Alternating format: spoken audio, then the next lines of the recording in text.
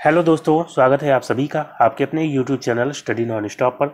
तो कैसे हैं आप सभी लोग? उम्मीद करता हूं आप सभी अच्छे होंगे। तो दोस्तों, इस क्लास में हम लोग इंग्लिश का प्रैक्टिस सेट करेंगे और ये प्रैक्टिस सेट आपके एसएससी सीएचएसएल के एग्जाम के लिए काफ़ी हेल्पफुल होगा, क्योंकि यहाँ पे जो पैटर्न मैंने लिया है एसएससी सीएचएसएल के प्रीवियस ईयर पैटर्न के अकॉर्डिंग यहाँ पे क्वेश्चंस मैंने सेलेक्ट किए हैं। तो दोस्तों, ये वीडियो आपके लिए आपके आने वाले एग्जाम के लिए काफ़ी हेल्पफुल होगा, चाहे वो कोई भी एग्जाम हो, एसएससी सीएचएसएल कोई जरूरी नहीं, किसी भी एग्जाम के लिए जहाँ पे इंग्लिश से क्वेश्चंस पूछे जाते हैं उन सभी के लिए क्लास हेल्पफुल होगी। तो दोस्तों, वीडियो को लास्ट तक देखिएगा और अगर आपको वीडियो अच्छा लगे तो लाइक और शेयर जरूर करिएगा। तो आइए शुरुआत करते हैं बिना किसी देरी के। सबसे पहले दिया गया है, in the following questions 4 alternatives are given for the idiom और फ्रेज। तो यहाँ पे सेंटेंस आपको दिया गया है, इसमें अंडरलाइन करके एक इडियम या फ्रेज दिया गया होगा, उसका आपको मीनिंग बताना है। उसके लिए 4 ऑप्शंस आपको दिए गए हैं। तो यहाँ पे दिया गया है, the representatives of the 2 states tried to enforce a treaty which was a dead letter. तो दोस्तों, डेड लेटर यहाँ पे ये अंडरलाइन है और ये ईडियम है। इसका मीनिंग क्या होगा? तो दोस्तों, डेड लेटर का मतलब होता है ऐसा कानून जो अब लागू ना हो, ऐसा कानून जो अब लागू ना हो। तो the representatives of 2 states, 2 states के प्रतिनिधियों ने try to enforce a treaty, एक ट्रीटी को लागू करने की कोशिश की, which was a dead letter. वो कैसा था? वो ऐसा कानून था जो कि अब लागू नहीं है। ठीक है, तो यहाँ पे जो है डेड लेटर का मीनिंग आपको बताना है। पहला ऑप्शन है नॉट वेल थॉट आउट, ऐसा कुछ जो सही से सोचा ना गया हो, तो ये यहाँ पे नहीं होगा। नो लॉन्गर इन फोर्स, यही इसका राइट आंसर होगा। नो लॉन्गर इन फोर्स, जो प्रभाव में ना हो अब। ठीक है, तो बी ऑप्शन यहाँ पे राइट आंसर हो जाएगा, नो लॉन्गर इन फोर्स। बाकी नो लॉन्गर रेलिवेंट, तो ऐसा कुछ जो रेलिवेंट यानी कि प्रासंगिक ना हो, तो ये यहाँ पे नहीं होगा। तो बी ऑप्शन यहाँ पे बिल्कुल राइट आंसर हो जाएगा, नो लॉन्गर इन फोर्स। फिर दोस्तों, अगला क्वेश्चन लेते हैं। नेक्स्ट है, अब आपको दिए गए हैं, on hearing the news of kidnapping she became afraid of her own shadow. तो afraid of her own shadow, ये जो इडियम है इसका मीनिंग आपको बताना है। तो afraid of her own shadow का मतलब क्या होता है? बहुत ज़्यादा डर जाना, बहुत ज़्यादा भयभीत हो जाना या डर जाना, बहुत ज़्यादा डर जाना। तो on hearing the news of kidnapping, kidnapping की न्यूज़ सुन करके सी became afraid of her own shadow, तो इसका मतलब क्या हो जाएगा? वो बहुत ज़्यादा डर गई। तो पहला ऑप्शन है कोल्ड एंड डिस्टेंट, मतलब ठंडा, और डिस्टेंट मतलब दूर, तो ये तो यहाँ पे नहीं होगा। फिर बी ऑप्शन है afraid of her own safety, अपनी सुरक्षा के लिए जो है डरी हुई हो, तो यहाँ पे ये भी नहीं होगा। Very nervous and easily frightened, बहुत ज़्यादा नर्वस और आसानी से फ्राइटेंड मतलब भयभीत होने वाला, तो यही इसका राइट आंसर होगा। जो बहुत ज़्यादा नर्वस हो गया हो और बहुत आसानी से घबरा जाए, बहुत ज़्यादा भयभीत हो जाए, तो उसको क्या कह सकते हैं? Afraid of her own shadow. ठीक है, तो सी ऑप्शन यहाँ पे राइट आंसर हो जाएगा। डी ऑप्शन में दिया गया है अफ्रेड ऑफ बीइंग अलोन, यानी अकेले होने से डरना, तो ये भी यहाँ पे नहीं होगा। तो सी ऑप्शन यहाँ पे आपका बिल्कुल राइट आंसर हो जाएगा। फिर दोस्तों, नेक्स्ट क्वेश्चन लेते हैं। अगला है to be fair and square. Fair and square का मतलब क्या होता है? ईमानदार। To be fair and square मतलब ईमानदार होना। तो दोस्तों, यहाँ पे जो है अब आसानी से इसका आप मीनिंग बना सकते हैं। वर्दी मतलब क्या होता है? वर्दी मतलब योग्य, सक्सेसफुल मतलब सफल, और ऑनेस्ट यहाँ पे ऑप्शन दिया गया है जिसका मीनिंग क्या होता है? ईमानदार। तो यहाँ पे यही इसका राइट आंसर आएगा, ऑप्शन सी। बाकी ओबीडियंट मतलब क्या होता है? जो कहना मानता हो, आज्ञाकारी, आज्ञाकारी। तो यहाँ पे आपका ऑनेस्ट बिल्कुल राइट आंसर हो जाएगा। फिर दोस्तों, नेक्स्ट क्वेश्चन लेते हैं। अगला है, अब आपको दिया गया है, improve the underline part of sentence if required. Sentence में जो अंडरलाइन पार्ट है उसको अगर इंप्रूव करने की जरूरत है तो इंप्रूव करना है, अदरवाइज जो है आपका आंसर होगा नो इंप्रूवमेंट। दिया गया है, the man who had jumped into the lake manage to swim ashore. तो व्यक्ति जो झील में, लेक मतलब झील, तो जो झील में कूदा था, मैनेज टू स्विम एशोर, वो जो है किनारे तक तैरने में सफल रहा। तो दोस्तों, यहाँ पे जो है the man who had jumped into the lake, ये जो पार्ट है अंडरलाइन, क्या इसमें कोई एरर है? तो दोस्तों, यहाँ पे जो है द मैन हु हैड नहीं होना चाहिए, who jumped into the lake, क्योंकि यहाँ पे पास्ट इंडेफिनिट का स्ट्रक्चर है। यहाँ पे आप देखेंगे मैनेज्ड, तो द मैन हु जंप्ड यहाँ पे होगा, ना कि who had jumped. The man who jumped, एक व्यक्ति जो कूदा था, इनटू द लेक, झील में, मैनेज टू स्विम अशोर, वो किनारे तक तैर कर आने में सफल रहा। ठीक है, तो यहाँ पे राइट आंसर क्या हो जाएगा, यहाँ पे who jumped into the lake, option C यहाँ पे राइट आंसर हो जाएगा। Who jumped into the lake यहाँ पे होना चाहिए था। फिर दोस्तों नेक्स्ट क्वेश्चन लेते हैं, अगला है इंप्रूव द अंडरलाइन पार्ट। यहाँ पे भी अंडरलाइन पार्ट को इंप्रूव करना है, दिया गया है I am working on my assignment since Monday. तो दोस्तों यहाँ पे जो पार्ट है underline, I am working on my assignment, क्या यहाँ पे कोई एरर है?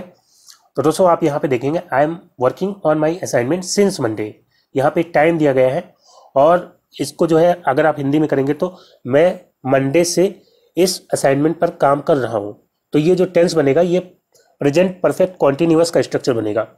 तो इसलिए यहाँ पे आई एम वर्किंग नहीं होना चाहिए, क्या होना चाहिए, I have been. I was working भी नहीं होगा, I had to be working भी नहीं होगा, आई हैव बीन। ठीक है, I have been working on my assignment since Monday. Since यहाँ पे आ जाएगा क्योंकि मंडे जो है पॉइंट ऑफ टाइम है, पॉइंट ऑफ टाइम के लिए जो है सिंस आता है और टाइम ड्यूरेशन के लिए जो है फॉर आता है। फॉर आता है ड्यूरेशन के लिए, टाइम ड्यूरेशन के लिए, और सिंस आता है पॉइंट ऑफ टाइम के लिए। पॉइंट ऑफ टाइम मतलब समय के एक निश्चित बिंदु के लिए। ठीक है, तो यहाँ पे जो है राइट आंसर क्या हो जाएगा, have been working on my assignment होना चाहिए था। फिर दोस्तों अगला क्वेश्चन लेते हैं, नेक्स्ट है, अब आपको दिया गया है his journey to Sri Lanka was official, उसकी श्रीलंका की यात्रा ऑफिशियल थी, आधिकारिक थी, विथ नो फ्रिल्स अटैच्ड। तो with no frills, no frills एक तरह का ईडियम है जिसका मतलब होता है बिना ताम झाम के, बिना ताम झाम के। तो क्या यहाँ पे नो फ्रिल्स जो अंडरलाइन है इसमें कोई एरर है? तो दोस्तों यहाँ पे कोई एरर नहीं है, उसकी जो जर्नी थी श्रीलंका की वो आधिकारिक थी, विथ नो फ्रिल्स अटैच्ड यानी बिना ताम झाम के थी। तो राइट आंसर क्या हो जाएगा यहाँ पे, ऑप्शन डी राइट आंसर हो जाएगा, नो इम्प्रूवमेंट। फिर दोस्तों अगला क्वेश्चन लेते हैं, नेक्स्ट है change the given sentence in passive voice. Sentence आपको एक्टिव वॉइस में दिया है, इसका पैसिव बताना है, पैसिव वॉइस इसका क्या होगा। दिया गया है she begins her day with a cup of coffee, वो अपने दिन की शुरुआत करती है एक कप कॉफ़ी के साथ। तो यहाँ पे जो है इसका पैसिव वॉइस क्या हो जाएगा, तो यहाँ पे सबसे पहले एक्टिव से पैसिव बनाने के लिए सबसे पहले आपको क्या देखना है, टेंस देखना है। सी बिगिंस हर डे, यहाँ पे कौन सा टेंस है, यहाँ पे प्रेजेंट इंडेफिनिट टेंस है। तो प्रेजेंट इंडेफिनिट का जब आप पैसिव बनाते हैं तो हेल्पिंग वर्ब क्या आती है, इज या एम या आर। ठीक है, और उसके बाद वर्ब की थर्ड फॉर्म तो पैसिव वॉइस में हमेशा रहती है, और फिर जो है बाई प्लस सब्जेक्ट आ जाएगा और ऑब्जेक्ट जो है सबसे पहले आ जाता है। ये जो है प्रेजेंट इंडेफिनिट टेंस का जब पैसिव बनाते हैं उसका स्ट्रक्चर होता है। तो ये इस तरह का आपको स्ट्रक्चर देखना है जहाँ पे इज एम आर आना चाहिए। तो इज यहाँ पे है, इज यहाँ पे है और यहाँ पे भी है, यहाँ पे हैज़ बिगिन हर डे, तो ये तो गलत हो जाएगा। तो अब आपको क्या देखना है, ऑब्जेक्ट सबसे पहले आना चाहिए। तो सी बिगिंस ये वर्ब है और वर्ब के बाद आता है ऑब्जेक्ट, तो यहाँ पे हर डे ये जो है ऑब्जेक्ट हो जाएगा। तो हर डे जो है पहले आना चाहिए, हर डे यहाँ पे पहले है, और यहाँ पे जो है इज के बाद वर्ब की थर्ड फॉर्म आनी चाहिए। यहाँ पे इज के बाद बीइंग दिया गया है, बीइंग बिग्यून, तो बीइंग यहाँ पे नहीं आएगा, तो ये गलत हो जाएगा। हर डे इज बिग्यून, तो यही इसका राइट आंसर आएगा। इज यहाँ पे आ गया क्योंकि हर डे जो है सिंगुलर है, उसके लिए इज आएगा, और बिग्यून वर्ब की third form with a cup of coffee, यहाँ पे कोई एरर नहीं है, ऑप्शन बी बिल्कुल राइट आंसर हो जाएगा। बाकी इसमें एक cup of coffee is beginning her day, ये गलत हो जाएगा क्योंकि यहाँ पे ऑब्जेक्ट पहले हर डे आना चाहिए था। ठीक है, तो बी ऑप्शन यहाँ पे बिल्कुल राइट आंसर हो जाएगा। फिर दोस्तों नेक्स्ट क्वेश्चन लेते हैं, अगला है change the given sentence in passive voice. तो दोस्तों यहाँ पे दिया गया है a great man acknowledge me as a flatter to him. तो दोस्तों इसका जो है पैसिव वॉइस बनाएंगे। पैसिव वॉइस बनाने के लिए मैंने आपको बताया कि सबसे पहले आपको टेंस देखना है। टेंस कौन सा है, ए ग्रेट मैन एक्नॉलेज्ड, तो यहाँ पे यानी कि पास्ट इंडेफिनिट टेंस है, पास्ट इंडेफिनिट टेंस है। तो पास्ट इंडेफिनिट का जब आप पैसिव वॉइस बनाते हैं तो क्या होता है, हेल्पिंग वर्ब आती है वॉज या वर, और वर्ब की थर्ड फॉर्म तो आएगी ही, और उसके बाद बाई प्लस सब्जेक्ट, लेकिन यहाँ पे बाई नहीं आएगा। एक्नॉलेज या नो, यहाँ पे नो या एक्नॉलेज, एक्नॉलेज मतलब स्वीकार करना और नो मतलब जानना। ठीक है, तो यहाँ पे एक्नॉलेज या नो के साथ बाई का प्रयोग नहीं होता बल्कि टू का प्रयोग होता है। ठीक है, तो यहाँ पे वर्ब की थर्ड फॉर्म आएगी, उसके बाद टू प्लस सब्जेक्ट और ऑब्जेक्ट जो है पहले आ जाएगा।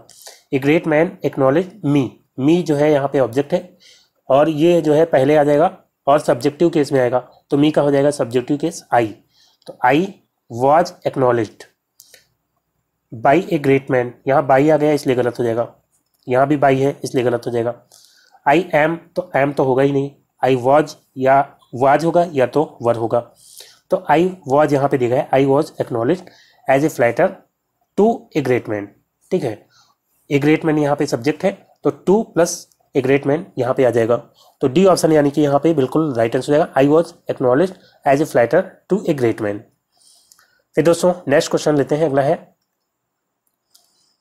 अब दिया गया है change the given sentence in passive voice. Passive voice बताना है, लेट अस हेल्प हिम, इसका जो है पैसिव वॉइस क्या हो जाएगा, लेट अस हेल्प हिम, उसकी चलो मदद करते हैं, इसका मीनिंग हो जाएगा। और यहाँ पे पैसिव वॉइस जब लेट से सेंटेंस शुरू हो तो उसका पैसिव वॉइस बनाते हैं, तो लेट ही आ जाता है और यहाँ पे जो ऑब्जेक्ट है वो पहले आ जाएगा, और लेट के बाद जो ऑब्जेक्ट होता है वो पहले तो आएगा लेकिन ऑब्जेक्टिव केस में ही रहेगा।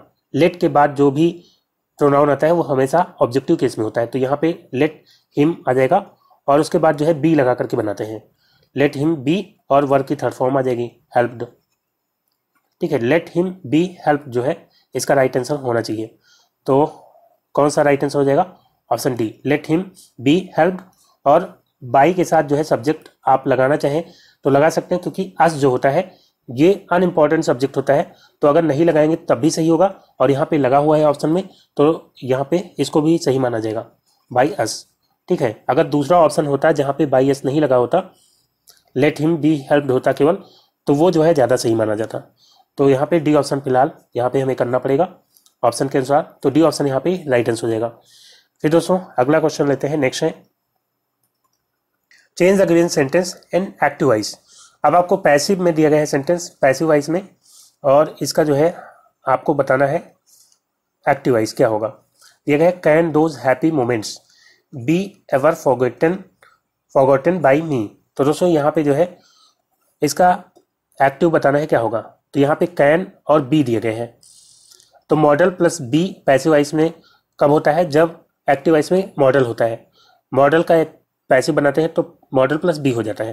तो यानी कि इसके एक्टिव वॉइस में क्या होगा, यहाँ पे कैन बी है तो एक्टिव वॉइस में केवल कैन होगा, और कैन के साथ जो है हमेशा वर्ब की फर्स्ट फॉर्म आती है, तो can those happy moments be ever forgotten, ये वर्ब की थर्ड फॉर्म है तो इसका फर्स्ट फॉर्म क्या होगा, फॉरगेट होगा, और कैन आना चाहिए। तो ऑप्शन से एलिमिनेट करके भी आप आसानी से कर सकते हैं यहाँ पे, क्योंकि यहाँ पे शैल दिया गया है, शैल आई एवर फॉरगेट, तो ये नहीं होगा, कैन आई एवर फॉरगेट, यही इसका राइट आंसर आएगा, क्योंकि यहाँ पे विल दिया गया है, यहाँ कोड। ठीक है, तो can I ever forget those happy moments, इसका जब पैसिव होगा बनाएंगे तो can those happy moments be ever forgotten by me, तो कैन हेल्पिंग वर्ब पहले आ जाएगी, और आई यहाँ पे बाई मी है, सब्जेक्ट आपको पता है पैसिव वॉइस में बाद में आ जाता है बाई के बाद, और ऑब्जेक्टिव केस में आता है, लेकिन जो है एक्टिव वॉइस में वही सब्जेक्टिव केस में होता है, तो मी का सब्जेक्टिव केस क्या हो जाएगा, आई, ये पहले आ जाएगा, can I ever forget, verb की फर्स्ट फॉर्म आएगी, फॉरगेट हो जाएगा, दोज हैप्पी मोमेंट्स। ठीक है, तो यही जो है इसका राइट आंसर हो जाएगा ऑप्शन बी। फिर दोस्तों नेक्स्ट क्वेश्चन लेते हैं, अगला है, अब दिया गया है change the given sentence in passive voice. The labourers were digging A canal, तो पैसिव वॉइस में बदलना है, सबसे पहले आपको क्या देखना है, टेंस देखना है। टेंस कौन सा है, the labourers were digging, past continuous का यहाँ पे स्ट्रक्चर है, और पास्ट कॉन्टिन्यूअस का जब हम पैसिव बनाते हैं तो हेल्पिंग वर्ब आती है, वाज या वर प्लस बीइंग, कॉन्टिन्यूअस में बीइंग आ जाता है, और फिर जो है वर्ब की थर्ड फॉर्म आएगी, बाई प्लस सब्जेक्ट और ऑब्जेक्ट जो है पहले आ जाएगा। ठीक है, तो यहाँ पे जो है इस तरह का आपको स्ट्रक्चर देखना है, जहाँ पे वाज या वर ना हो उस ऑप्शन को आप एलिमिनेट कर सकते हैं, जैसे कि पहला ऑप्शन में इस दिया गया है, ये हट जाएगा, हैड बीन दिया गया है डी ऑप्शन में, ये हट जाएगा। तो यहाँ पे जो है ए कैनाल जो कि ऑब्जेक्ट है पहले आ जाएगा, ए कैनाल, और वाज यहाँ बीइंग डग दिया गया है और यहाँ पे डग दिया गया है, तो बीइंग डग होना चाहिए। ठीक है, वाज या वर और उसके बाद बीइंग प्लस वर्क की थर्ड फॉर्म। तो a canal was being dug by the labourers. Option C यहाँ पे बिल्कुल राइट आंसर हो जाएगा। फिर दोस्तों नेक्स्ट क्वेश्चन लेते हैं, अगला है, अब दिया गया है select the option that can be used as a one word substitute for the given words. यहाँ पे वर्ड्स दिए गए हैं, इनके लिए एक वर्ड आपको बताना है। तो दिया गया है one who does something for the first time. ऐसा कोई जो किसी चीज को पहली बार करता है तो उसको क्या बोलते हैं? लीडर बोलते हैं। तो लीडर मतलब तो नेता होता है, ये नहीं होगा। मॉडल जो मॉडलिंग करता है, ये भी नहीं होगा।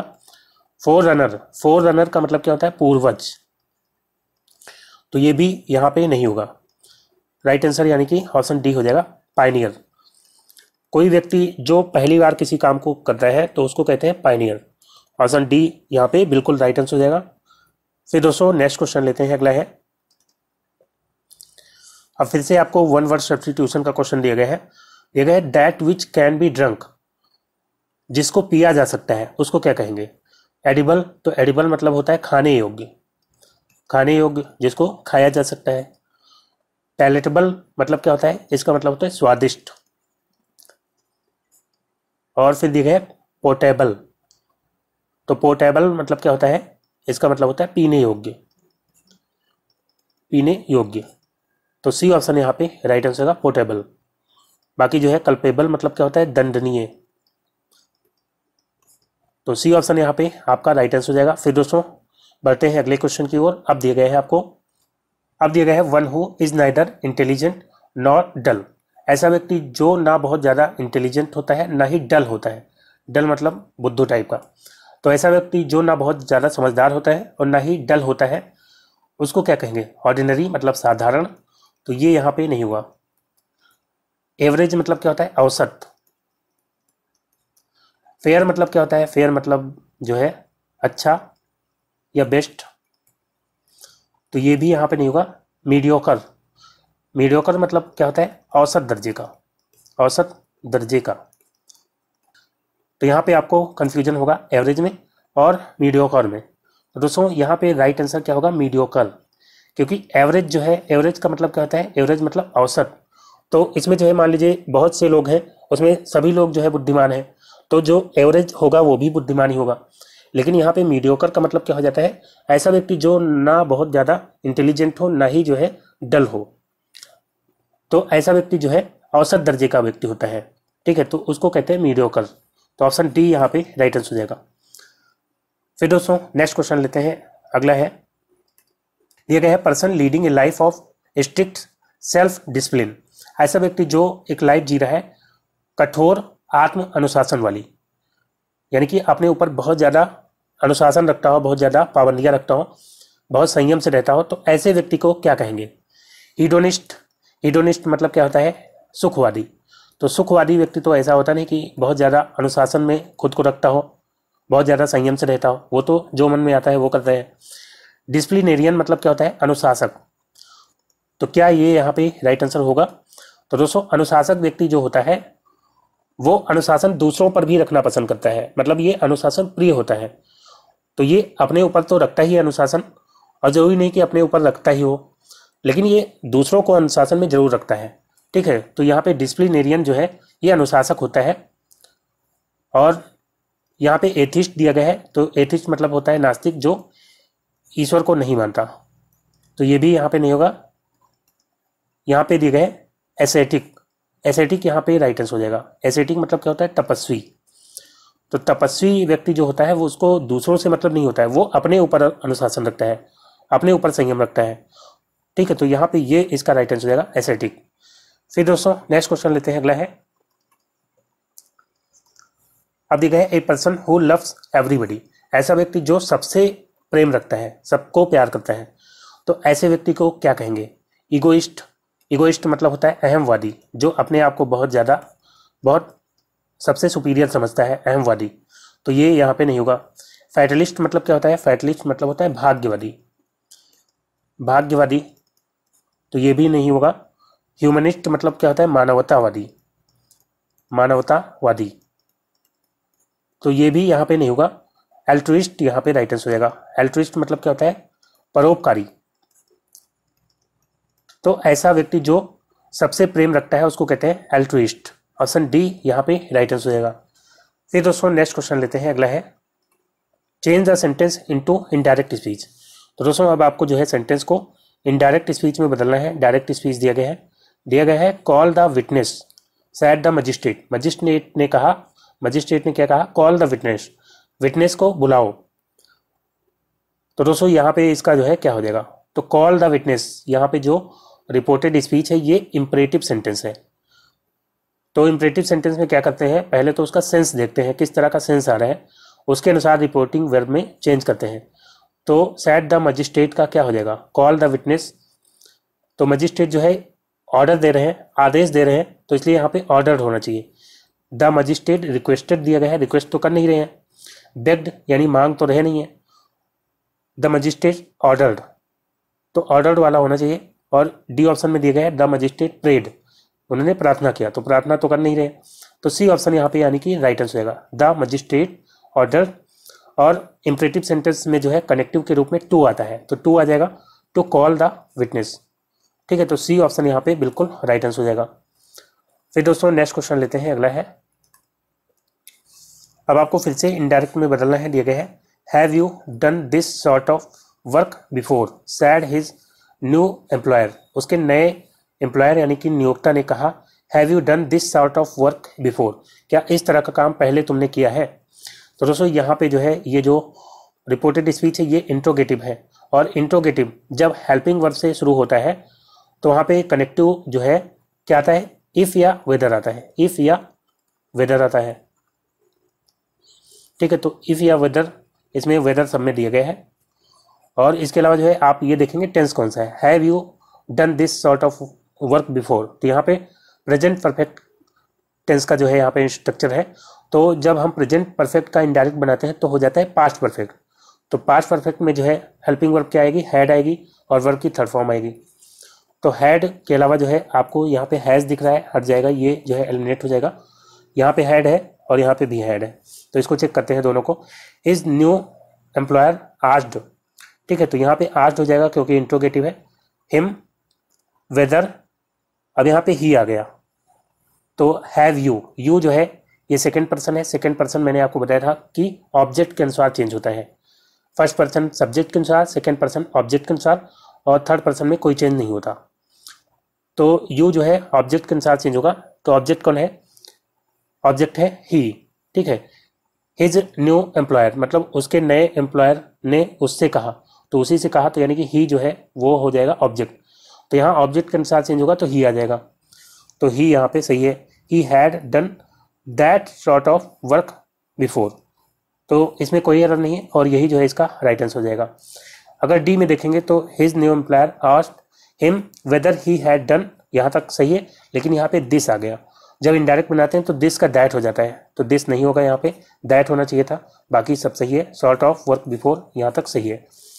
तो सी ऑप्शन यहाँ पे बिल्कुल आपका राइट आंसर हो जाएगा। फिर दोस्तों अगला क्वेश्चन लेते हैं, नेक्स्ट है change the sentence into indirect speech.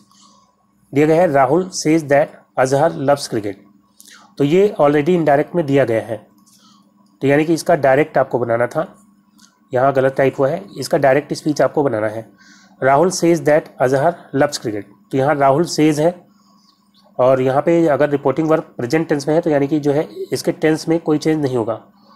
ठीक है, तो अजहर लव्स क्रिकेट इसी तरह जो है आना चाहिए। यहाँ राहुल सैड दिया है, तो सेज अगर यहाँ पे है तो यहाँ सैड नहीं हो जाएगा, यहाँ भी सैड है, राहुल सेज यहाँ दोनों में है। और यहाँ पे अजहर लव्ड क्रिकेट, तो यहाँ पे जो है टेंस चेंज कर दिया गया, जबकि यहाँ पे अगर रिपोर्टिंग वर्ब प्रेजेंट टेंस में है तो टेंस चेंज नहीं होना चाहिए। ठीक है, तो यहाँ पे राइट आंसर क्या हो जाएगा, option D, Rahul says Azhar loves cricket. जब इसका हम इनडायरेक्ट बनाएंगे तो केवल दैट लग जाएगा, Rahul says that Azhar loves cricket. ठीक है, तो डी ऑप्शन यहाँ पे यानी कि बिल्कुल राइट आंसर हो जाएगा। फिर दोस्तों अगला क्वेश्चन लेते हैं, नेक्स्ट है change the sentence into indirect speech. तो यहाँ पे इनडायरेक्ट में बदलना है। दिया गया है I came home last night said he, उसने कहा मैं पिछली रात घर आया। तो दोस्तों यहाँ पे जो है इसका इनडायरेक्ट क्या होगा, तो सैड ही, ये जो है ही सैड हो जाएगा, और फिर जो है यहाँ पे अफर्मेटिव है तो दैट लगेगा, और टेंस चेंज हो जाएगा। आई केम होम, पास्ट इंडेफिनिट है, तो पास्ट इंडेफिनिट का जब इनडायरेक्ट बनाते हैं तो पास्ट परफेक्ट हो जाता है, यानी कि जो है हैड प्लस वर्ब की थर्ड फॉर्म आनी चाहिए। तो he said that he had come home last night यहाँ पे दिए गए हैं। तो दोस्तों जब लास्ट नाइट होता है तो इनडायरेक्ट में जो है उसका हो जाता है द प्रीवियस नाइट। यहाँ लास्ट नाइट दिया गया है तो ये गलत हो जाएगा, यहाँ भी लास्ट नाइट है, ये गलत हो जाएगा। तो he said that he had come home the previous night, last night का क्या हो जाता है द प्रीवियस नाइट। तो यानी कि सी ऑप्शन यहाँ पे बिल्कुल राइट है। बाकी डी ऑप्शन में ही सेज दिया गया है, सैड ही का ही सैड होना चाहिए था, तो डी ऑप्शन भी गलत है। सी ऑप्शन बिल्कुल यहाँ पे राइट आंसर हो जाएगा। फिर दोस्तों अगला क्वेश्चन लेते हैं, नेक्स्ट है। अब फिर से आपको इनडायरेक्ट में बदलना है, दिया गया है the beggar said poverty is great curse. तो पॉवर्टी इज ग्रेट कर्स यानी कि गरीबी जो है एक बहुत बड़ा अभिशाप है। तो ये जो है एक फैक्ट है, जो साइंटिफिक फैक्ट होता है या कोई ऐसे ही फैक्ट होता है, यूनिवर्सल ट्रुथ होता है, या जो है कोई ऐतिहासिक घटना होती है, या जो है कोई प्रोवर्ब होता है यानी कहावत होती है, या कोई हैबिचुअल एक्शन होता है, तो वहाँ पे जो है टेंस चेंज नहीं किया जाता। तो यानी कि यहाँ पे जो है टेंस चेंज नहीं होगा, द बिगर सैड और दैट लगा करके जो है हम इसको बनाएंगे indirect. The beggar said poverty, यहाँ दैट नहीं लगा इसलिए गलत हो जाएगा। The beggar said that poverty is a great curse, तो यही जो है इसका बिल्कुल राइट आंसर हो जाएगा। सी में देखेंगे the beggar said that poverty was, यहाँ पे टेंस चेंज कर दिया गया तो इसलिए गलत हो जाएगा, और यहाँ भी हैड बीन कर दिया गया तो गलत हो जाएगा। तो बी ऑप्शन बिल्कुल यहाँ पे राइट आंसर हो जाएगा। फिर दोस्तों नेक्स्ट क्वेश्चन लेते हैं, अगला है। अब दिए गए हैं be careful the steps are very slippery I said to him. मैंने उससे कहा बी केयरफुल, सावधानी रखो, the steps are very slippery, जो सीढ़ियाँ हैं वो बहुत ज़्यादा फिसलन भरी हैं। तो यहाँ पे ये जो है इम्परेटिव सेंटेंस है, और इम्परेटिव सेंटेंस का जो है जब हम इनडायरेक्ट बनाते हैं तो सेंस के अनुसार जो है यहाँ पे रिपोर्टिंग वर्ब में चेंज होता है। तो यहाँ पे जो है सावधान किया जा रहा है, तो यहाँ पे आई सैड टू हिम की बजाय क्या होना चाहिए, आई वार्नड हिम। ठीक है, आई वार्नड हिम, और जो है टू लगा करके बनाते हैं इम्परेटिव में, तो टू बी केयरफुल यहाँ पे हो जाएगा। एज एज यहाँ पे आया क्योंकि के लिए, क्योंकि जो है the steps were very slippery. ठीक है, स्टेप्स आर का हो जाएगा वर, टेंस जो है चेंज हो जाएगा।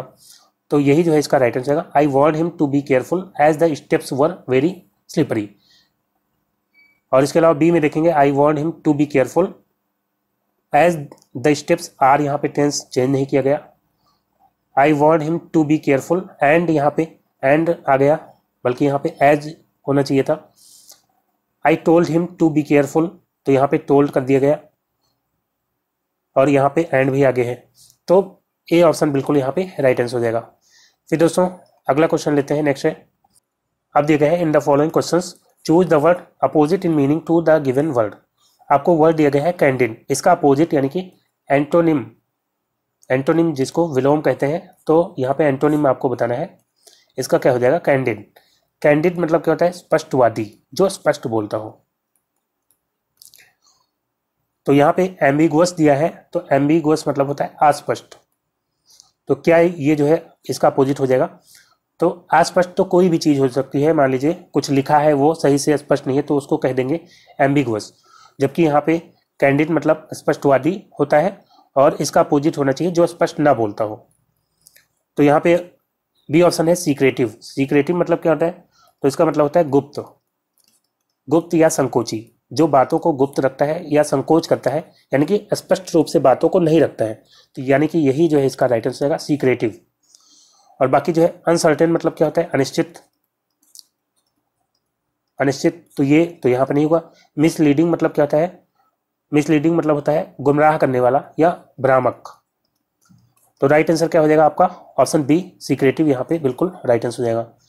फिर दोस्तों बढ़ते हैं अगले क्वेश्चन की ओर। अब दिए गए हैं डिसेंट।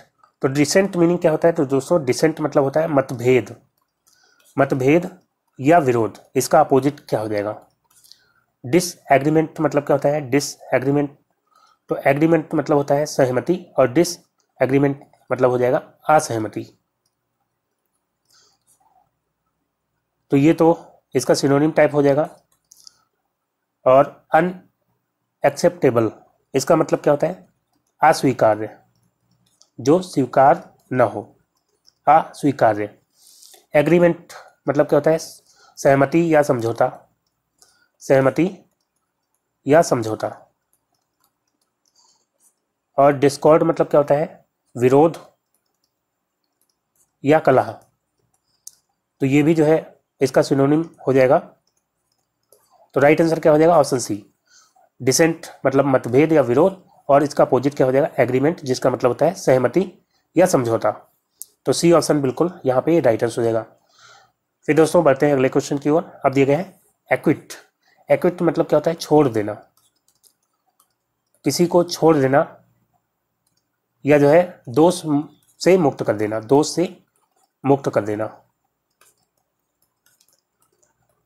तो यहाँ पे पहला है जज्ड। जज मतलब न्याय करना, तो जज मतलब न्याय किया जाना, तो ये यहाँ पे नहीं होगा। लॉक्ड, तो ये भी नहीं होगा, लॉक करना। कॉन्विक्ट मतलब क्या होता है? कॉन्विक्ट मतलब जो है आरोप लगाना, आरोप लगाना, और यही जो है इसका अपोजिट हो जाएगा।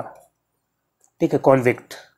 और बाकी कॉट मतलब पकड़ा, तो सी ऑप्शन यहाँ पे राइट आंसर होगा, कॉन्विक्ट। फिर दोस्तों नेक्स्ट क्वेश्चन लेते हैं, अगला है।